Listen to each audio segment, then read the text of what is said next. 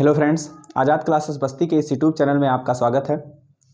सच है विपत्ति जब आती है कायर को ही दहलाती है। सच है विपत्ति जब आती है कायर को ही दहलाती है। सूरमा नहीं विचलित होते, क्षण एक नहीं धीरज खोते।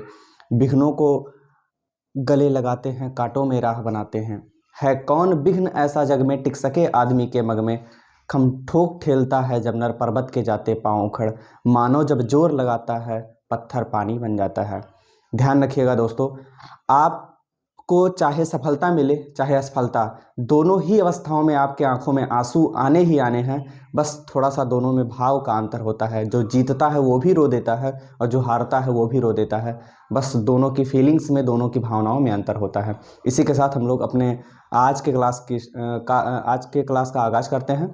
और हम लोग पढ़ रहे थे पाइथागोरस प्रमेय, ठीक है। एनसीईआरटी के मैथमेटिक्स का चैप्टर 6.5 साल हम सॉल्यूशन हम लोग कर रहे थे। तो लगभग मैक्सिमम इस चैप्टर के क्वेश्चंस को हमने सॉल्व कर लिया था और जो बचा हुआ था उसको हम लोग सॉल्व करने का प्रयास करते हैं, ठीक है। आगे जो प्रश्न क्वेश्चन नंबर 9 तक हम लोग कर लिए थे। क्वेश्चन नंबर 10वां जो था वो कह रहा है कि 18 मीटर ऊंचे एक ऊर्ध्वाधर खड़े खंभे। 10वां क्वेश्चन कह रहा है 18 मीटर ऊंचे एक ऊर्ध्वाधर खंभे, ऊंचे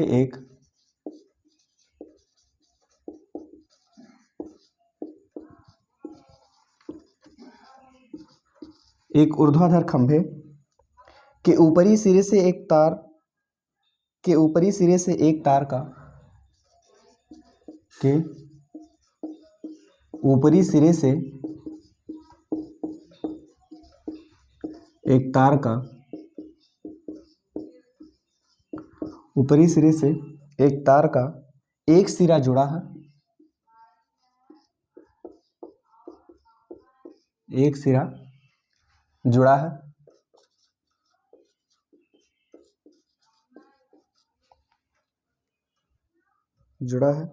तथा तार का दूसरा सिरा एक खूंटे से जुड़ा हुआ है।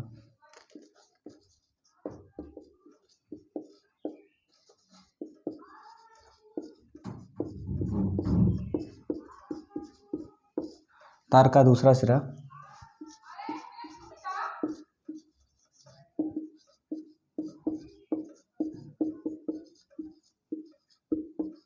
एक खूंटे से जुड़ा है। फिर आगे है, खंभे के आधार से खूंटे को कितनी दूरी पर गाड़ा जाए। खंभे के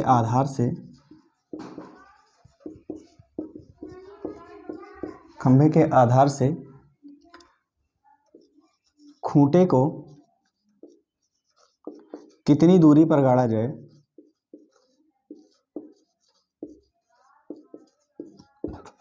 कितनी दूरी पर गाड़ा जाए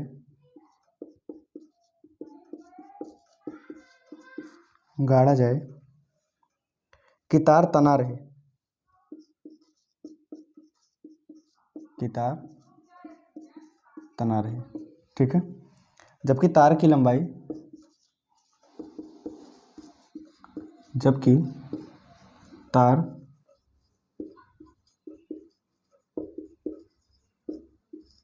तार की लंबाई 24 मीटर। तार की लंबाई कितनी है? 24 मीटर। मतलब प्रश्न ये है हमारे पास कि 18 मीटर ऊंचा एक ऊर्ध्वाधर खंभा है, ठीक है। एक खंभा है ऊर्ध्वाधर अर्थात लंबवत, ठीक है। एक खंभा है जिसके ऊपरी सिरे से एक तार का एक सिरा जुड़ा हुआ है और दूसरा सिरा, तार का जो दूसरा सिरा है वो किसी खूंटे से बंधा हुआ है। मान लीजिए कि यहाँ खूंटा है, इस खूंटे से क्या है, ये बंधा हुआ है, ठीक। तार की लंबाई कितनी है? 24 मीटर है। खंभे की ऊंचाई अर्थात ये खंभा कितने मीटर का है? 18 मीटर का है। खंभे के पैर से, ठीक है, कह रहा है खंभे के आधार से और खूंटा जहां बंधा हुआ है यही दूरी आपको क्या निकालनी है, ज्ञात करनी है, ठीक है। अब यहां देखिए ABC एक प्रकार से ये क्या है? समकोण त्रिभुज, ठीक है। चूंकि ABC क्या है? एक समकोण त्रिभुज है। समकोण त्रिभुज है। अगर ये समकोण त्रिभुज है तो इसमें कर्ण का वर्ग, कर्ण स्क्वायर बराबर क्या हो जाएगा? लंब स्क्वायर प्लस आधार का स्क्वायर। कर्ण स्क्वायर बराबर लंब स्क्वायर प्लस आधार स्क्वायर, ठीक है। अब यहाँ कर्ण क्या है आपके पास 24, 24 का स्क्वायर हो जाएगा। लंब स्क्वायर, लंब कितना आपके पास अर्थात खंभे की ऊंचाई 18 और प्लस क्या हो जाएगा आधार का स्क्वायर, ठीक है।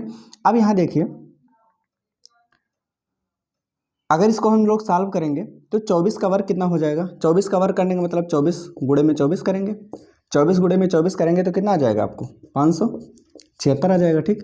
24 का वर्ग कितना हुआ 576। देखिए यहाँ है प्लस 18 का वर्ग, इधर आएगा तो माइनस 18 का वर्ग हो जाएगा।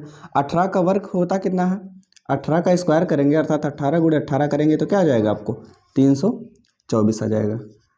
324 बराबर आपको क्या मिल गया आधार का स्क्वायर। एक तरफ है आधार का स्क्वायर और दूसरी तरफ क्या होगा 526 में से अगर हम 324 को घटा दें तो कितना बच जाएगा 202, 202 बच जाएगा, ठीक। अब देखिए यहाँ आधार का स्क्वायर है लेकिन चाहिए आपको आधार, चाहिए क्या आपको आधार, ठीक है। तो स्क्वायर हटाने के लिए हमको क्या करना पड़ेगा वर्गमूल लेना पड़ेगा। अगर हम वर्गमूल ले लें तो आधार स्क्वायर की जगह पे क्या हो जाएगा आधार, और 202 का वर्गमूल जब हम लोग निकालेंगे तो 202 का वर्गमूल देखिए किस तरीके से, 202 का हम सबसे पहले गुणनखंड कर लेंगे। जब हम लोग गुणनखंड करेंगे फिर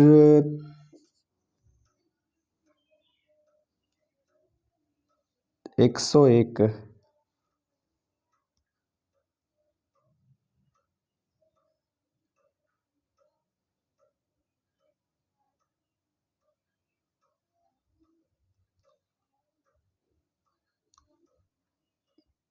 एक मिनट, 24 का जब हम वर्क करेंगे तो आएगा 576। 576 में से अगर हम 324 को घटा दें, 576 में से अगर हम 324 को घटाएंगे तो आपके पास बच जाएगा 6 में से 4 घटाएंगे 2, 5, 2, 252 बच जाएगा। क्या बच जाएगा 252, ठीक है। अब 252 का गुणनखंड करेंगे इसका वर्गमूल निकालने के लिए। जब 252 का हम लोग गुणनखंड करेंगे तो 2 एक कम 2, 26 दूना 52, 2 छक 12, 2 तिया 6 और 3 दूना 6, 3 एक कम 3, 3 सत 21, 7 से 7। देखिए वर्गमूल में क्या किया जाता है, जिस भी संख्या का वर्गमूल लेना हो उसका गुणनखंड करते हैं, उसके बाद 2 2 का जोड़ा बना लेते हैं। यहाँ 2 और 3 का जोड़ा बनना है, 2 और 3, 2 तियाँ क्या हो जाएगा 6 हो जाएगा। 7 का जोड़ा नहीं बनना है अर्थात 7 का वर्गमूल नहीं निकल सकता है तो 7 को ऐसे ही लिख देंगे हम। आधार बराबर कितना आ जाएगा 6√7 मीटर, आधार क्या आ जाएगा 6√7 मीटर, ठीक है। इस तरीके से आप लोग साथ जितने भी प्रश्न इसमें दिए गए हैं सब टोटल के टोटल समकोण त्रिभुज पर आधारित हैं, और दूसरा अगर ये समकोण त्रिभुज पर आधारित है तो ये पाइथागोरस प्रमेय पर ही लागू होंगे अर्थात कर्ण स्क्वायर बराबर लंब स्क्वायर प्लस आधार स्क्वायर, ठीक। नेक्स्ट क्वेश्चन की तरफ हम लोग आगे बढ़ते हैं, ठीक।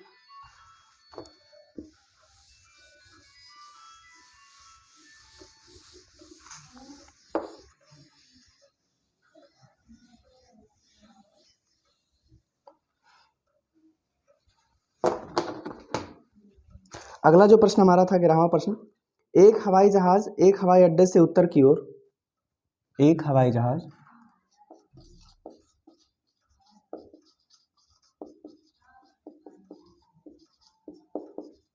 एक हवाई जहाज हवाई अड्डे से उत्तर की ओर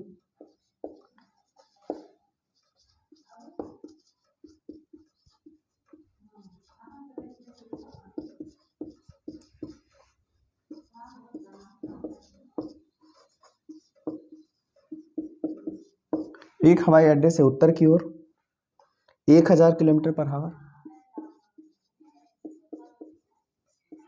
1000 किलोमीटर पर आवर की चाल से उड़ता है,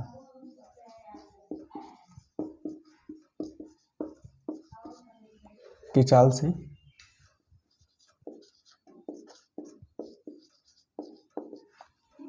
उड़ता है।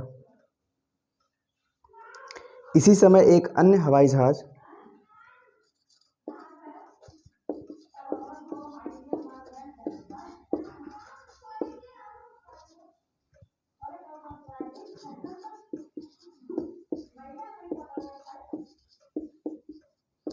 इसी समय एक अन्य हवाई जहाज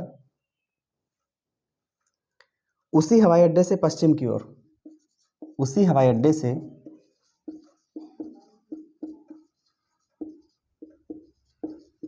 उसी हवाई अड्डे से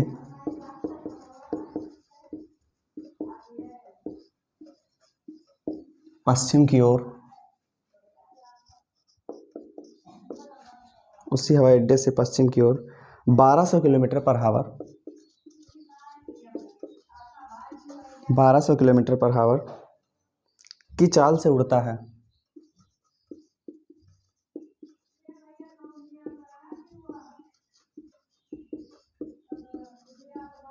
की चाल से उड़ता है।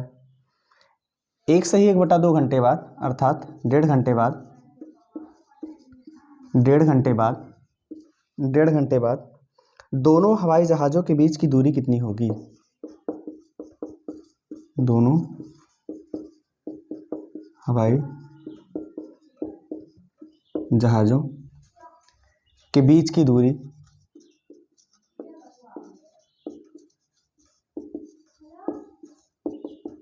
बराबर क्या होगी? ठीक, यही हमको ध्यान में रखना है, यही ध्यान देना है कि 1 घंटे बाद, 1.5 घंटे बाद दोनों हवाई जहाज़ों के बीच की दूरी क्या होगी। ठीक है, देखिए एक हवाई जहाज़, देखो क्या होता है कि जब हम लोग मैप में कुछ चीज़ दिखाते हैं या कहीं धरातल पर कोई चीज़ दिखाते हैं तो इस तरीके से ये होता है नॉर्थ आपका, ये साउथ होता है, ये ईस्ट होता है और ये वेस्ट होता है। मतलब ये क्या होता है, उत्तर की दिशा होती है, ये दक्षिण की दिशा होती है और ये पूरब की दिशा होती है और ये पश्चिम की दिशा होती है। ठीक है, इस तरीके से हम दिखाते हैं। ठीक, तो कहते हैं, कहा प्रश्न क्या कहा, एक हवाई जहाज एक हवाई अड्डे से, मान लीजिए कि ये हवाई अड्डा है, ठीक है, यहाँ से उत्तर की ओर, उत्तर दिशा अर्थात ऊपर की ओर 1000 किलोमीटर प्रति घंटे की चाल से उड़ती है। ठीक है, मान लो कि ये पहले वाला हवाई जहाज है, चला, ठीक, और दूसरा कह रहे हैं इसी समय एक हवाई जहाज उसी हवाई अड्डे से पश्चिम की ओर 1200 किलोमीटर, पश्चिम की ओर अर्थात ये उत्तर की दिशा थी, ये पश्चिम अर्थात पश्चिम की ओर चलती है। ठीक है, यहाँ पहुँच जाते हैं, मान लीजिए कि दूसरा हवाई जहाज यहाँ पहुँचा हुआ है। ठीक, उसके बाद फिर कह रहा है पश्चिम की ओर 1200 किलोमीटर प्रति घंटे की चाल से उड़ता है 1.5 घंटे बाद। देखो 1.5 घंटे अर्थात 1 से ही 1/2 घंटे, अर्थात 1 घंटा 30 मिनट, 1 घंटा 30 मिनट। देखो पहले हवाई जहाज की चाल कितनी है, 1000 किलोमीटर प्रति घंटा, अर्थात 1 घंटे में 1000 किलोमीटर जाता है। 1 घंटे में कितना किलोमीटर जाता है, 1000 किलोमीटर जाता है, तो 1.5 घंटे में कितना जाएगा, 1500 जाएगा कि नहीं जाएगा। जैसे मान लीजिए कि आप कोई काम, जैसे मान लीजिए कि कोई काम 1 घंटे में 1000 काम करते हो तो 1.5 घंटे में कितना करोगे, 1500 काम। ठीक है, इसी तरीके से फिर कह रहा है कि जो पश्चिम दिशा की ओर गया उसकी चाल कितनी थी, 1200 किलोमीटर प्रति घंटा। 1 घंटे में 1200 किलोमीटर जाता है तो आधे घंटे में कितना जाएगा, 600 किलोमीटर। 1.5 घंटे में कितना जाएगा, 1 घंटे ये और आधे घंटे ये, अर्थात कितना, 1800 किलोमीटर। टोटल कितना दूरी तय करेगा, 1800 किलोमीटर। दोनों जहाज़ों के बीच की दूरी अर्थात आपको क्या निकालना है, कर्ण निकालना है। दोनों जहाज़ों के बीच की दूरी अर्थात आपको क्या निकालना है, कर्ण निकालना है। कर्ण निकालने के लिए आप लोग जानते हो सीधा सा त्रिभुज ABC, त्रिभुज ABC समकोण है, क्या है, समकोण है। अगर ये समकोण है, अगर ये समकोण है तो इसमें कर्ण स्क्वायर बराबर क्या हो जाएगा, लंब स्क्वायर प्लस आधार का स्क्वायर। कर्ण कितना आपके पास नहीं मालूम, ज्ञात करना है। ठीक है, कर्ण ही जहाज़ों के बीच की दूरी है। लंब स्क्वायर, लंब कितना आपके पास आया है, 1500 किलोमीटर, 1500 किलोमीटर, इसका स्क्वायर कर देंगे प्लस आधार का स्क्वायर। आधार कितना आपके पास है, 1800, इसका क्या कर देंगे, स्क्वायर। ठीक है, सॉल्व करेंगे इसको तो कर्ण स्क्वायर बराबर 1500 का स्क्वायर, 1500 का वर्ग करेंगे। देखो 1500 का वर्ग करने का मतलब 1500 और गुणे में क्या हो जाएगा, 1500। ध्यान रखिए जब ऐसी संख्याओं का वर्ग करना हो, 1500 का हमको वर्ग करना है तो देखिए जीरो जो लास्ट में लगा होता है, जब जीरो का वर्ग करते हैं तो 1 जीरो का वर्ग 2 जीरो हो जाता है, 4 जीरो का वर्ग 8 जीरो हो जाएगा। यहाँ अगर 2 जीरो है तो 2 जीरो का वर्ग कितना हो जाएगा, पहली चीज़ 4 जीरो हो जाएगा। अब हमको 15 का वर्ग करना है, 15 का वर्ग कितना होगा, 15 का वर्ग करने के लिए देखिए ध्यान दीजिए कि अगर इकाई के अंक में 5 हो, अगर इकाई के अंक में 5 हो तो क्या करते हैं कि इसको 2 भागों में तोड़ लेते हैं, इकाई अलग कर लेते हैं, बाकी सभी को अलग कर लेते हैं। 5 का वर्ग कितना होता है, 25। 1 के आगे संख्या क्या आती है, 2, 1 का गुणा 2 में कर देंगे तो क्या आ जाएगा, 2, अर्थात 225। 225। ये हो गया 1500 का वर्ग। 1800 का वर्ग करेंगे इसी तरीके से, ठीक है। 1800 का वर्ग, अगर हम 18 का वर्ग करेंगे, 18 गुणे 18 करेंगे तो क्या आ जाएगा 324, और 2 जीरो है, इसका वर्ग करेंगे कितना जीरो हो जाएगा 4 जीरो, ठीक है। तो ये आपको मिल गया 225 4 जीरो प्लस यहाँ मिल जाएगा 324 4 जीरो, ठीक है। कर्ण स्क्वायर बराबर, दोनों को अगर हम जोड़ेंगे तो सबसे पहले 4 जीरो, उसके बाद 225 को 324 में जोड़ेंगे, हो जाएगा ये 5 4 9 2 2 4 549, ये आ जाएगा 549, अर्थात 324 में हम अगर 225 जोड़ दें 5 4 9 4 5, ठीक, 549 आ जाएगा। अब यहाँ आपको चाहिए कर्ण है क्या, कर्ण स्क्वायर, अर्थात दोनों का हमको क्या लेना पड़ेगा वर्गमूल।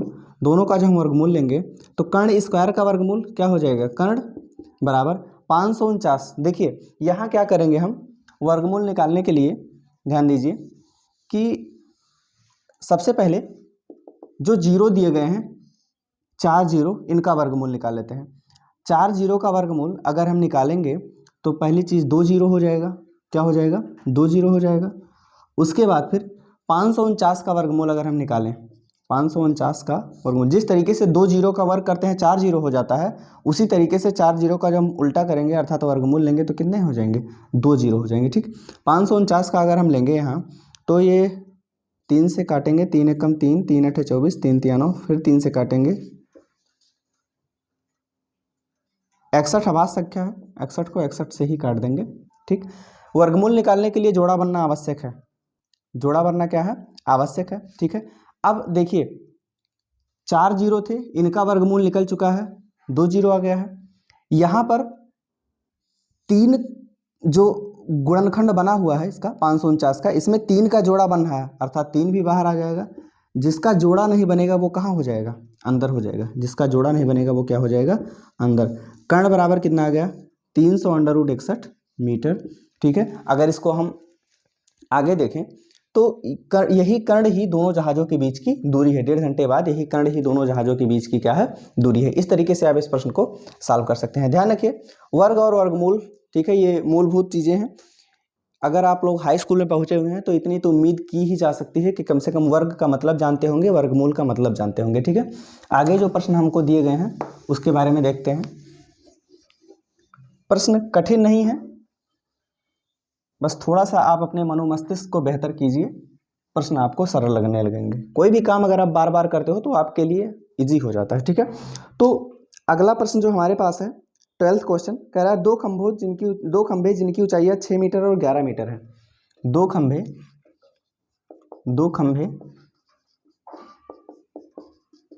जिनकी ऊंचाइयां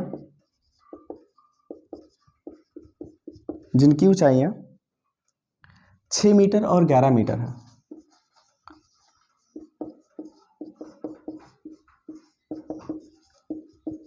छः मीटर और 11 मीटर है तथा ये समतल भूमि पर खड़े हैं। ये कहाँ खड़े हैं, समतल भूमि पर।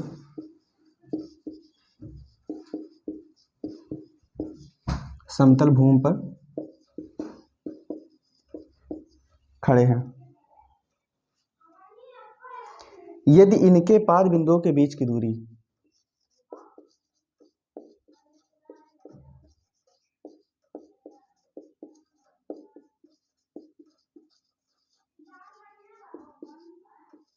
यदि इनके पाद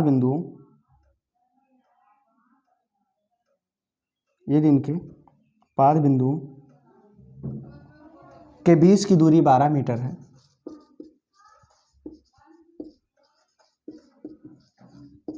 बीच की दूरी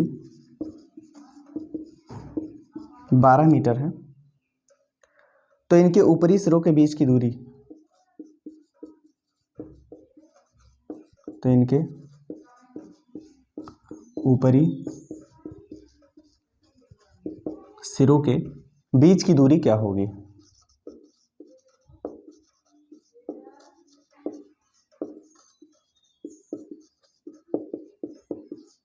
बीच की दूरी क्या होगी, मतलब क्या कह रहा है कि दो खंभे जिनकी ऊंचाइयां 6 मीटर और 11 मीटर है, ठीक है। ये जो दोनों खंभे हैं ये इनके 5 बिंदु अर्थात इनके आधारों के बीच की दूरी कितनी है, 12 मीटर। तो इनके ऊपरी जो बिंदु दिया गया है इसके बीच की हमको क्या निकालनी है, दूरी। पहला 6 मीटर ऊंचाई वाला खंभा है, दूसरा कितनी है, 11 मीटर वाली, ठीक है। अगर हम इसी के समांतर एक रेखा ऐसे खींच दें तो ये 12 मीटर है तो ये भी 12 मीटर हो जाएगा। ये पूरा 11 है, ये क्या है, 11 है, ठीक है। अगर हम 11 में से ये निकालें अर्थात यही तो ऊंचाई है, अर्थात हम 6 मीटर को अगर हम निकाल दें तो क्या बचेगा इधर, 5 मीटर, क्या बचेगा, 5 मीटर। अब देखिए यहाँ जो त्रिभुज ABC बना हुआ है ये एक समकोण त्रिभुज है। चूंकि त्रिभुज ABC क्या है, एक समकोण त्रिभुज है। अगर ये समकोण त्रिभुज है तो इसमें क्या लागू होगा, पाइथागोरस प्रमेय, ठीक है, ऊपर वाला। अगर हम यही AC निकाल लें तो दोनों के सिरों के बीच की दूरी आ जाएगी कि नहीं आ जाएगी, आ जाएगी, क्योंकि ये 6 मीटर वाले खंभे का सिरा है और ये 11 मीटर वाले खंभे का सिरा है, ठीक। अब यहाँ क्या करेंगे, AC स्क्वायर, कर्ण का वर्ग, कर्ण क्या है आपके पास, AC, ये कर्ण है, क्यों, क्योंकि यहाँ 90 अंश का कोण बन रहा है और 90 अंश के सामने की भुजा क्या होती है, कर्ण, ये क्या होती है, कर्ण।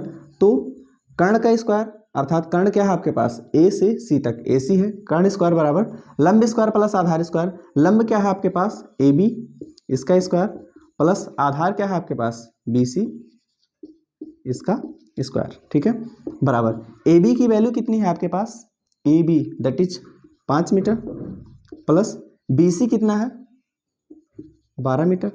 इसका क्या करेंगे हम लोग, स्क्वायर कर देंगे, स्क्वायर है तो क्या करेंगे, स्क्वायर कर देंगे। 5 का वर्ग 25, 12 का वर्ग 144, 12 का वर्ग का मतलब 12 गुणे 12, ठीक है। अब AC स्क्वायर बराबर आपको आ जाएगा, AC स्क्वायर बराबर 25 और 144 जोड़ेंगे कितना हो जाएगा, 169। अब क्या करेंगे हम दोनों पक्षों का वर्गमूल, क्यों वर्गमूल लेंगे, क्योंकि हमको AC स्क्वायर नहीं AC चाहिए, ठीक है। तो AC बराबर क्या हो जाएगा, 169 का वर्गमूल जो हमको निकालना होगा तो 169 का गुणनखंड कर लेंगे, 13 13 ही में 169, 13 कम 13, ठीक है। दो दो का जोड़ा बनाएंगे, आपको AC बराबर कितना मिल जाएगा, 13।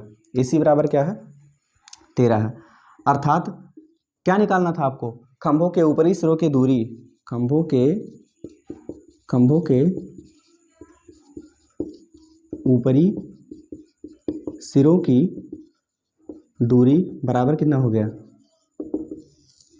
13 मीटर। खंभों के ऊपरी सिरों की दूरी क्या हो गई, 13 मीटर, ठीक है। इसी तरीके से प्रश्न आपको दिए गए हैं, बहुत ज़्यादा हार्ड नहीं है, बस थोड़ा सा हमको ध्यान देना है और लग जाएंगे, ठीक है। आगे जो हमारा प्रश्न दिया गया है 13th क्वेश्चन,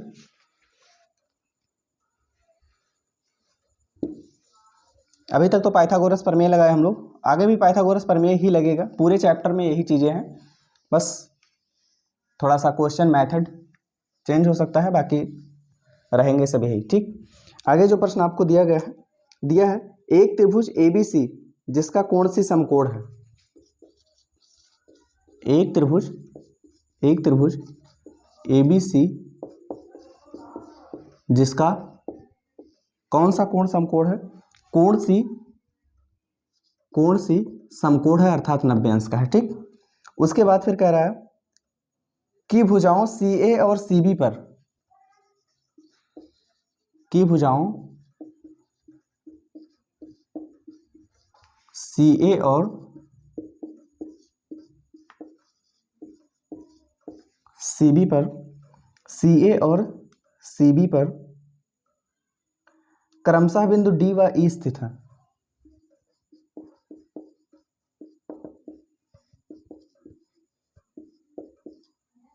क्रमशः बिंदु D व E स्थित है, D व E स्थित है। सिद्ध कीजिए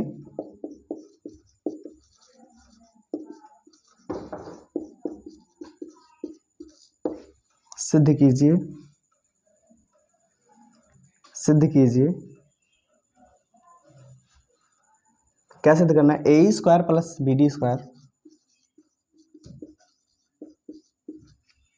AE square plus BD square बराबर AB स्क्वायर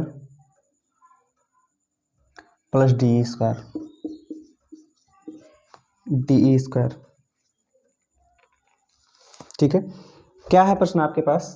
देखिए कह रहा है एक त्रिभुज एबीसी है, एक त्रिभुज क्या है? एबीसी है,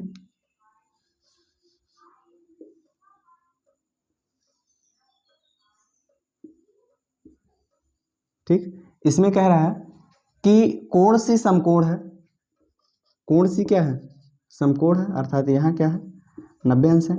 फिर कह रहा है कि सी ए और सी बी पर, सी ए और सी बी पर क्रमशः बिंदु क्या है? डी व ई स्थित है, डी है और ई स्थित है। ठीक है, डी और ई स्थित है। सी ए पर बिंदु डी, ठीक है, और सी बी पर, सी बी पर बिंदु क्या स्थित है? ई स्थित है। ठीक है, आपको सिद्ध करना है A square, A E square अर्थात ए से ई को मिलाया गया होगा, प्लस बी डी स्क्वायर अर्थात बी से डी को भी मिलाया गया होगा, बराबर A B square, A B आपके पास ये है, और प्लस क्या है? D E square, D E square अर्थात डी से ई को भी मिलाया गया होगा। ठीक, अब यहाँ देखिए सबसे पहली चीज कि जो आपको प्रूव करना है, पहली चीज देखिए ए ई का स्क्वायर, ए ई क्या है? किस त्रिभुज में है? ए ई को अगर हम देखें, ए ई को अगर हम देखें तो ये जो ये वाला त्रिभुज है, ये वाला त्रिभुज, इस त्रिभुज के लिए कर्ण है, इस त्रिभुज के लिए क्या क्या है? कर्ण है। ठीक है, यहां देखिए त्रिभुज ए सी ई सी, त्रिभुज ए सी ए देखें हम लोग अगर ये वाला त्रिभुज लेंगे, ए सी ई ये वाला त्रिभुज लें तो इसमें कर्ण का वर्ग, कर्ण क्या है आपके पास? ए ई है, कर्ण क्या है आपके पास? ए ई, तो कर्ण स्क्वायर बराबर हो जाएगा लंब स्क्वायर, ये कर्ण हुआ, लंब क्या हो जाएगा? A C square, A C square plus Aadhaar square, आधार क्या है आपके पास? ई सी स्क्वायर, क्या है? ई सी स्क्वायर। ठीक है, कैसे? पाइथागोरस प्रमेय से, पाइथागोरस प्रमेय अनुसार। ठीक, दूसरी चीज क्या है? दूसरा चीज आपको जो सिद्ध करना है, इसमें बी डी चाहिए। बी डी कहाँ है? देखिए बी से लेकर डी तक, ये आपको है बी से लेकर डी तक। अब की बार हम क्या करेंगे? ठीक है, ये वाला त्रिभुज बी डी सी, ये पूरा त्रिभुज, क्योंकि इसमें भुजा हमको बी डी चाहिए। अब अगर हम इस त्रिभुज की बात करें, अगर ये 90 अंश का कोण है, अगर ये 90 अंश का कोण है अर्थात ये समकोण, इसके सामने की भुजा बी डी क्या हो जाएगी? कर्ण। तो कर्ण का वर्ग बराबर अर्थात बी डी का स्क्वायर बराबर कर्ण स्क्वायर बराबर लंब स्क्वायर प्लस आधार स्क्वायर, लंब स्क्वायर प्लस आधार स्क्वायर। आधार क्या है आपके पास? इस त्रिभुज के लिए बी सी पूरा आधार है, बी सी क्या है? पूरा आधार है। ठीक, अब इसको समीकरण फर्स्ट मानो, इसको समीकरण क्या मान लीजिए? सेकंड मान लीजिए। ठीक है, हमारे पास ये प्राप्त है। अगर हम दोनों समीकरणों को जोड़ दें, समीकरण फर्स्ट प्लस सेकंड से, इन दोनों को अगर हम जोड़ दें तो बायां बायां पक्ष में जुड़ जाएगा, दायां दायां पक्ष में जुड़ जाएगा। यहाँ है A square plus B D square बराबर हो जाएगा A C square plus E C square plus D C square plus B C square. ठीक है, अब यहाँ देखिए एक तरफ एक पक्ष तो आपको मिल गया है, दूसरा नहीं मिला है, दूसरा आपको नहीं मिला। अब यहाँ एक चीज ध्यान से देखिए, ए सी स्क्वायर अर्थात ए सी भुजा ये हो गई पूरी, प्लस बी सी स्क्वायर ये भुजा पूरी हो गई। बड़ा वाला त्रिभुज जो है इसमें 90 अंश का कोण ये है, इसमें लंब स्क्वायर प्लस आधार स्क्वायर दिया है, तो इस किसके बराबर हो जाएगा? कर्ण स्क्वायर के बराबर हो जाएगा। किसके बराबर हो जाएगा? कर्ण स्क्वायर के बराबर होगा। अगर इन दोनों को हम ले लें तो ए सी क्या है? ए सी इस बड़े वाले बीच वाले को छोड़ दो, बड़े वाले त्रिभुज के लिए ए सी क्या है? लंब स्क्वायर, लंब है, लंब का स्क्वायर दिया गया है। बी सी क्या है? आधार है पूरे का, अर्थात बी सी का स्क्वायर दिया है, अर्थात लंब स्क्वायर प्लस आधार स्क्वायर दिया है, किसके बराबर होता है? कर्ण स्क्वायर के। और कर्ण क्या है आपका? ए बी है, कर्ण क्या है आपका? ए बी है। तो A square plus B D square बराबर इसको ये लंब स्क्वायर प्लस आधार स्क्वायर किसके बराबर हो जाएगा? कर्ण स्क्वायर के। और कर्ण क्या है आपका? ए बी स्क्वायर प्लस में E C square plus D C square. ध्यान से देखिए ई सी स्क्वायर और डी सी स्क्वायर, अगर हम इसकी बात करें तो ये इस त्रिभुज के लिए, इस छोटे वाले त्रिभुज के लिए क्या है, लंब और आधार है। लंब क्या है, डीसी है, आधार क्या है, ईसी है, और डीई क्या है, कर्ण है। डीई क्या है, कर्ण है। क्यों, क्योंकि ये 90 अंश के सामने की भुजा है। ठीक, अब यहाँ भी क्या दिया गया है, लंब स्क्वायर, आधार स्क्वायर प्लस में लंब स्क्वायर, ये किसके बराबर हो जाएगा, कर्ण के, कर्ण स्क्वायर के। कर्ण क्या है आपके पास, डीई, अर्थात क्या हो जाएगा, डीई का स्क्वायर, हेंस प्रूव्ड। ठीक है, इस तरीके से आप क्या कर सकते हो, प्रश्नों को सॉल्व कर सकते हो। ठीक है, आगे जो भी प्रश्न दिए गए हैं 13 क्वेश्चन तक हम लोग सॉल्व कर चुके हैं, और क्वेश्चन है आपको 17, हाँ क्वेश्चन नंबर 17 तक आपको प्रश्न दिए गए हैं। ठीक है, तो आगे के जो भी प्रश्न हैं, आगे के जो भी प्रश्न हैं वो हम लोग अगली कक्षा में सॉल्व करेंगे। अगर हम सोचेंगे कि अगर इन सवालों को अगर इसी क्लास में हम लोग सॉल्व करें तो क्लास हमारा बहुत लंबा खिंच जाएगा। ठीक है, उतना लंबा हम लोग को जाना नहीं है। छोटे छोटे क्लासेस करने के बाद देखिए, जब आप कोई छोटी छोटी वीडियोज़ को देखते हो तो आपको उतना परेशान नहीं होता है। यदि अगर लॉन्ग कोई दे दिया जाए 1 घंटे 2 घंटे 3 घंटे, तो मतलब उबाऊपन सा आ जाता है। ठीक है, उसी तरीके से आगे जो प्रश्न दिए गए हैं उनको हम नेक्स्ट क्लास में सॉल्व करेंगे। ठीक है, फिर मिलते हैं अगले आपको नेक्स्ट क्लास में। तब तक के लिए आप लोग हंसते रहिए, खाते मुस्कुराते रहिए, और अपने और अपनों का साथ देते रहिए, और खुशियाँ बांटते रहिए, खुशियाँ पाते रहिए। धन्यवाद।